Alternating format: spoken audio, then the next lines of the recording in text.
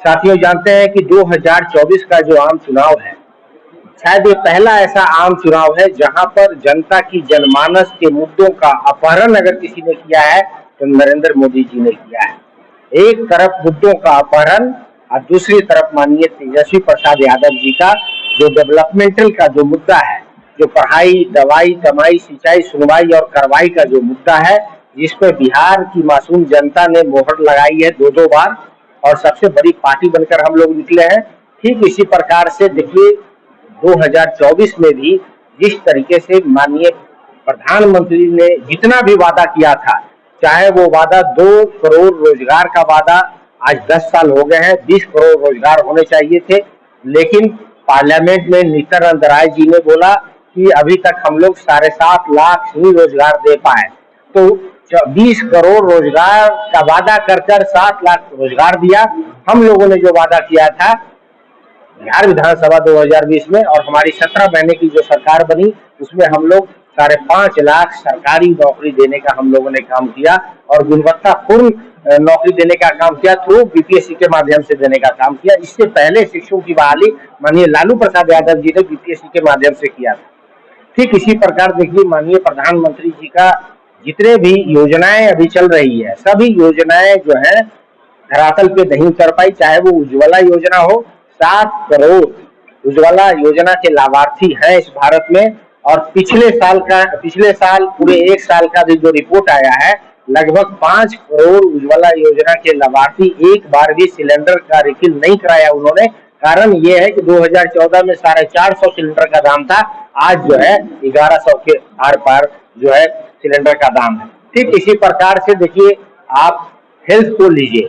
Health हम सब जानते हैं कि अगर आप आज बीमार हो जाते हैं तो 96% जो जनसंख्या है वो प्राइवेट सेक्टर हेल्थ इंश्योरेंस के आधार पर डिपेंड की हुई है। बिहार का वादा उन्होंने जो किया पिछले 10 सालों में, पिछले 10 सालों का पूरा खाका निकाल कर देखिए, इन्होंने ना एक हॉस्पिटल दिया नरेंद्र मोदी जी ने, ना एक कॉलेज दिया, ना एक सेंट्रल स्कूल दिया, ना ही ये अस्पताल बनाए। सिर्फ एक आपको दरभंगा में मिलता है, वो भी अभी कंप्लीट नहीं हुआ है। तो ये नरेंद्र मोदी जी का न स्पेशल स्टेटस की बात की इन्होंने, न स्पेशल अटेंशन की बात की इन्होंने, न स्पेशल पैकेज की बात की इन्होंने। अब पिछले 1 महीने से 5 बार उनका आगमन हो चुका है बिहार में। तो इलेक्शन के समय जो ये वादा करते हैं, मोदी की गारंटी करते हैं, इनकी कोई गारंटी नहीं है, सारी गारंटी इनकी फ्लॉप हो गई है। ठीक इसी प्रकार से जो हमारा वादा था सिंचाई का वादा, सिंचाई में देखिए एमएसपी का वादा किया था माननीय नरेंद्र मोदी जी ने कि एमएसपी हम डबल कर देंगे। डबल तो छोड़ दीजिए, आज जितने भी किसान के जो क्रम है, जो खेती में जो उपयोग किया जाता है, उसको 28% जीएसटी, 28% जीएसटी किसानों के उपकरणों पे जीएसटी लगाते हैं नरेंद्र मोदी जी। और जो किसान का जो बच्चा है वो बॉर्डर पे भी लड़ता है, वो सेना में भर्ती होता है और किसान अपना यहाँ पे जो है खेतों में मेहनत कर हम लोग सभी के बीच में जो है अन्न पहुंचाता है, उसको आप एमएसपी भी नहीं देते हैं। और उनको बच्चे को जो नौकरी सेना में जो होती थी, सबसे ज्यादा सेना में जो नौकरी किसान के बच्चे करते हैं, उनको आपने अग्निवीर कर दिया।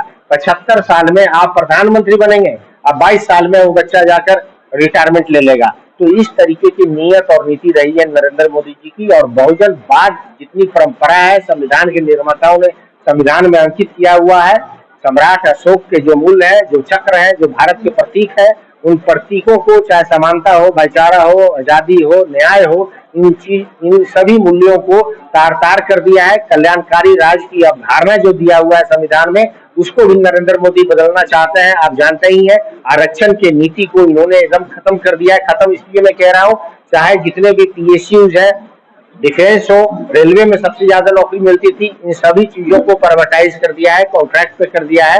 तो ये आरक्षण विरोधी भी नरेंद्र मोदी जी की नीति रही है। और ये आरक्षण विरोधी नीति इसलिए भी रही है क्योंकि हम जानते हैं कि जो बहुजन सुखाय बहुजन हिताय का जो कॉन्सेप्ट है संविधान में, उसके विपरीत जाकर ये संगोल का कॉन्सेप्ट लेकर आया है। सम्राट अशोक का जो कॉन्सेप्ट है चक्र के, उससे हटकर ये संगोल जो है पार्लियामेंट में लगाया, जो कि एक दंड का प्रतीक होता है। सरकार दंड का प्रतीक कभी नहीं होता है। नरेंद्र मोदी जी का जो पूरा सोच है वो दंडनात्मक सोच है। इसी कारण से जो ये जो चुनाव है, ये चुनाव जनमानस के मुद्दों का अपहरण है और संस्थाओं को यूज कर ईडी हो, सीबीआई हो, इनकम टैक्स हो, सभी को यूज कर ये जो है मुद्दों को अपहरण करके अपोजिशन को एकदम कॉर्नर बुलडोज करना चाहते हैं। इलेक्शन आप सब जानते हैं, इलेक्ट्रोल डेमोक्रेसी है भारत में। दो सबसे महत्वपूर्ण एस्पेक्ट होते हैं, एक है पार्टिसिपेशन और दूसरा है कंटेस्ट। पार्टिसिपेशन की बात तो हम भी बढ़ने की बात करते हैं कि परसेंटेज बढ़नी चाहिए, लेकिन कंटेस्ट देखिए, जो लोग कंटेस्ट कर रहे हैं एक दूसरे से पार्टी के आधार पे, उसमें सारे अपोजिशन पार्टियों का ऑलमोस्ट अकाउंट फ्रीज कर दिया गया है, ब्यूरोक्रेसी के माध्यम से बुलडोज किया जा रहा है और मीडिया को भी जो है गलत नीतियों में फंसाकर हमारी बातों को नहीं जाए सतह पे, इसके लिए भी वो लोग कर रहे हैं। तो कंटेस्ट इक्वल ही नहीं है, कंटेस्ट अनइक्वल है। तो सारा इलेक्ट्रोल डेमोक्रेसी के नाम पर इलेक्ट्रोल ऑटोक्रेसी हो गया है नरेंद्र मोदी जी का।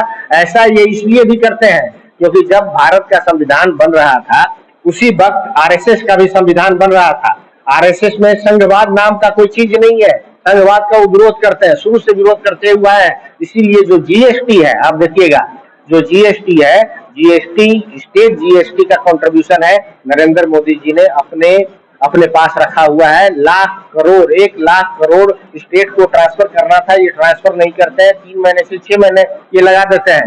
इसी तरीके से जो स्कूली शिक्षा है, भारत की जनता बच्चों को पढ़ाने के लिए एजुकेशन सेस देती है, 1 लाख करोड़ एजुकेशन सेस आता है। अब भारत का जब एजुकेशन बजट आप देखिएगा, 1,86,000 करोड़ का एजुकेशन बजट है। मतलब जो मनमोहन सिंह के समय जो बजट होता था वो लगभग जीडीपी का 3%, अभी जो है जीडीपी का 0.6% बजट भी नहीं बचा हुआ है। तो नरेंद्र मोदी जी जो गरीब बच्चे हैं, जो मासूम बच्चे हैं, उनको स्कूल भी नहीं भेजना चाहते, किसानों के बच्चों को नौकरी नहीं देना चाहते, किसानों की फसल को जो है दोहन करके एमएसपी भी नहीं देना चाहते। तो इन सब मुद्दों को लेकर हम लोग जनता के सामने आए हैं और जो जनमानस एकदम वेट कर रही है, एकदम सोच रही है कि जो 19 तारीख का जो पहला फेज का जो इलेक्शन होगा और नवादा में भी जो इलेक्शन है, यहाँ नवादा का जो बेटा श्रवण कुशवाहा जी आप सभी के बीच में हमेशा रहते हैं, श्रवण कुशवाहा जी के साथ नवादा पूरा खड़ा है। और इतना ही नहीं, जो मैं औरंगाबाद और गया और जमुई से भी घूम कर आ रहा हूं, तो मुझे लग रहा है कि एक तरफा बयार बह रहा है। और वो बयार यह है कि नरेंद्र मोदी जी के कुशासन को, नरेंद्र मोदी जी के वर्चस्ववादी नीति को, जिस वर्चस्ववादी नीति के कारण उन्होंने मुद्दों का, जनमानस के मुद्दों का अपहरण कर लिया है, जनता तक जाती नहीं है। आज शायद पहला ऐसा इलेक्शन होगा कि चौक चौराहे पे किसी मुद्दे की बात नहीं होती है। ये भारत की तासीर जो है, प्रजातांत्रिक तासीर है, सामाजिक क्रांति का जो ये जो प्रदेश है, इस प्रदेश में नरेंद्र मोदी जी को मुंहतोड़ जवाब दिया जाएगा। और चोट के वोट के आधार पर हम ये कह सकते हैं कि नरेंद्र मोदी जी को 2024 का जो इलेक्शन है वो आगे के प्रधानमंत्री नहीं रहेंगे और नरेंद्र मोदी जी को हम लोग यहीं पे 40 का 40 सीट से हराएंगे। इसी कुछ बात मैं कहना चाहता था। और यहाँ जो हमारे जो प्रत्याशी हैं, यहाँ के जो बेटा है, यहाँ सबके दिलों में बसते हैं। एकदम जो उनका जो बात करने का जो तरीका है, आम जनता के साथ वो इंटरेक्ट करते हैं बहुत अच्छे तरीके से। तो हमारी प्रत्याशी को जो आप लोगों के बीच के हैं, उनको मजबूती के साथ आपके माध्यम से मैं जनता को आह्वान करता हूं कि उसको जिताने का काम करें। और यही कुछ बात